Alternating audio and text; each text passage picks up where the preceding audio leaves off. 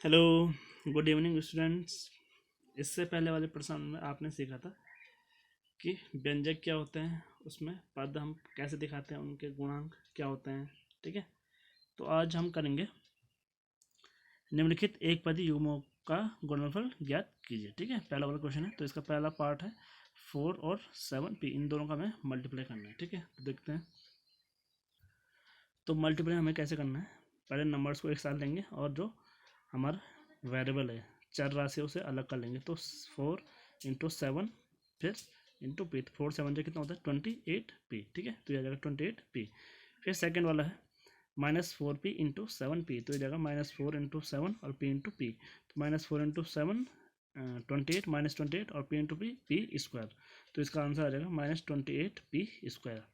इसी प्रकार इसका थर्ड वाला है -4p × 7pq, तो ठीक इसी प्रकार कर लेंगे, -4 × 7 फिर इंटू p × pq, तो ये जगह -4 × 7 -28 और p × pq, तो p × p स्क्वायर q, तो ये जगह -28p स्क्वायर q। ठीक है, फिफ्थ वाला पार्ट है इसका 4p × 0, तो 4 × 0 करेंगे पहला, फिर इंटू p, तो 4 × 0 0 × p, 0 × p 0। ठीक है, क्योंकि हमें पता है जीरो के साथ किसका मल्टीप्लाई करेंगे वो हमेशा क्या आएगा, जीरो ही आएगा। ठीक है, सेकेंड वाला है निम्नलिखित एक पदी युग्मों के रूप में लंबाई एवं चौड़ाई रखने वाले आयतों का क्षेत्रफल ज्ञात कीजिए। यानी कि इसमें से एक हमें लंबाई लेना है, एक चौड़ाई, ये लंबाई ये चौड़ाई, ये लंबाई चौड़ाई, फिर लंबाई चौड़ाई और ये लंबाई और ये चौड़ाई। ठीक ठीक है, टोटल हमारे पास कितना है 1 2 3 4 5। ठीक है, तो एक एक करके इनको सॉल्व करते हैं।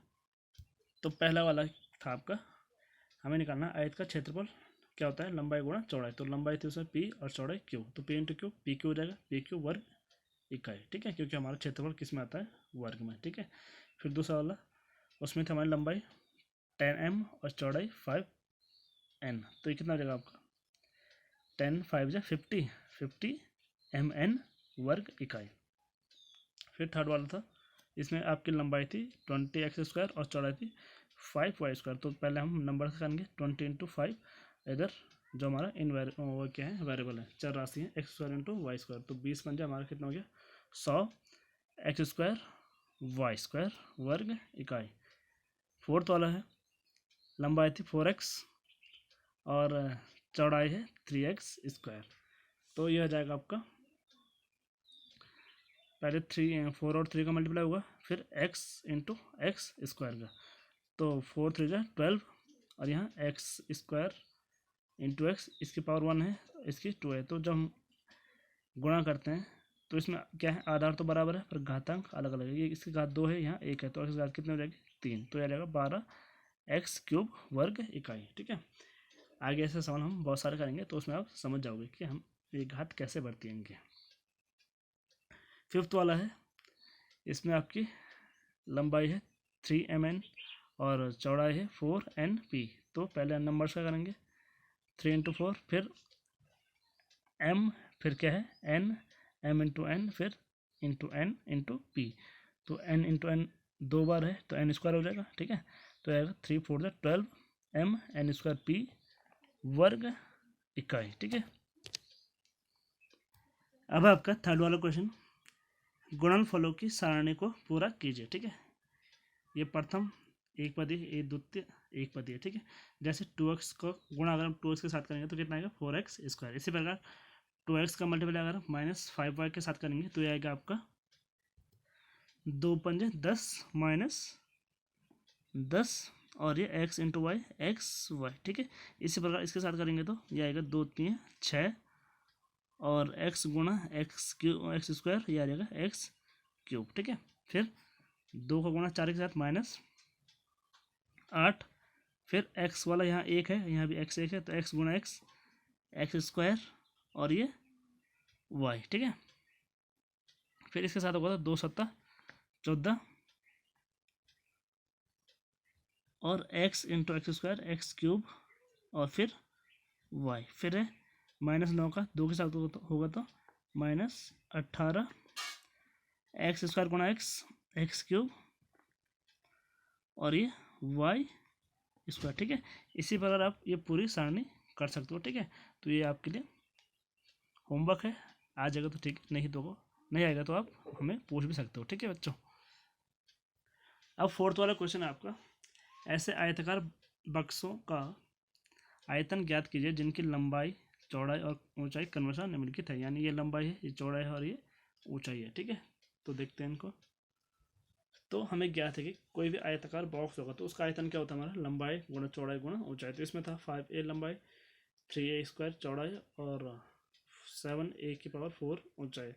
तो पहले हम नंबर्स का कर लेंगे, 5 इंटू 3 इंटू 7, फिर a into A square into a की पावर 4। तो यह जगह 5 से 15, 15 7 105, और ये इसकी पावर 1 है, 1 2 और 1 2, ये 3 हो गया, 1 प्लस 3 और 3 प्लस 4 7।